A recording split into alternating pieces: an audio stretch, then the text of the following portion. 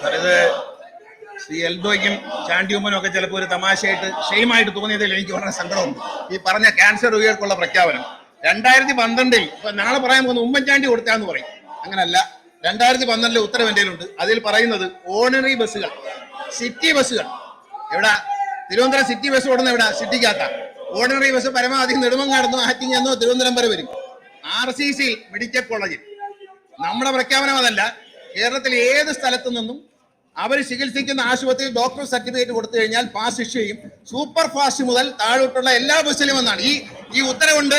ഈ ഉത്തരവും വെച്ചോണ്ട് നാളെ ഇറങ്ങണ്ട. അത് 50% ഉള്ളൂ. ഏതാ സിറ്റി ബസ് നെടുമങ്ങാട് നിന്ന് കയറി തിരുവനന്തപുരത്ത് RCCയിൽ ഇറങ്ങുന്ന ഒരാളിന് കൊടുക്കേണ്ടി വരുന്ന പൈസ 20 രൂപ താഴെ. അതിന്റെ താഴെ 10 രൂപയുടെ കൺസെഷനാണ്.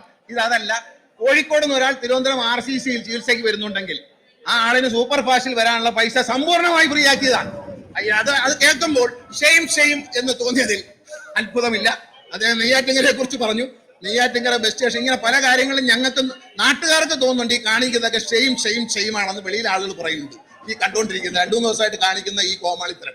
ബഹുമാനപ്പെട്ട അംഗം പറഞ്ഞ് ശരിയാണ്. നെയ്യാറ്റിങ്കര പ്രദേശം, കാട്ടാക്കട, നെയ്യാറ്റിങ്കര, പാറശാല ഇതെല്ലാം നാഷണലൈസ് സെക്ടറാണ്. പുതിയ വണ്ടികൾ, മിനി ബസ്സുകളടക്കം പുതിയ വണ്ടികൾ വരികയാണ്. ആ വരുന്ന വണ്ടികൾ ആവശ്യാനുസരണം നെയ്യാറ്റിങ്കരയ്ക്ക് നൽകും. നാഷണലൈസ് സെക്ടറുകളെ കൂടുതൽ ശക്തിപ്പെടുത്തുന്നതിന്റെ ഭാഗമായിട്ട് തീർച്ചയായിട്ടും ഉണ്ടാകും. ഇവിടെ മാത്രമല്ല, അങ്ങ് കാസർഗോഡ് നിന്ന് മംഗലാപുരത്തേക്കും ബഹുമാനപ്പെട്ട MLA ആവശ്യപ്പെട്ടിട്ടുണ്ട്.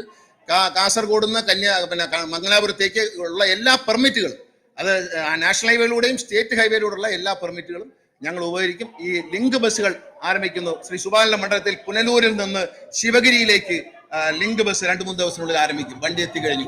അതുകൊണ്ട് കിഴക്കെന്ന് പടിഞ്ഞാറോട്ട്, പടിഞ്ഞാറെന്ന് കിഴക്കോട്ടെന്ന് ഞാൻ പറഞ്ഞത് ഇതാണ്. ഈ ലിങ്ക് ബസ്സുകൾ ഉപയോഗിച്ചുകൊണ്ട് പുനലൂർ കിഴക്ക് ഭാഗമാണ്. പുനലൂരിൽ നിന്ന് ശിവഗിരിയിലേക്കും വർക്കലയിലേക്കും ലിങ്ക് ബസ് 2 ദിവസം ആരംഭിക്കും.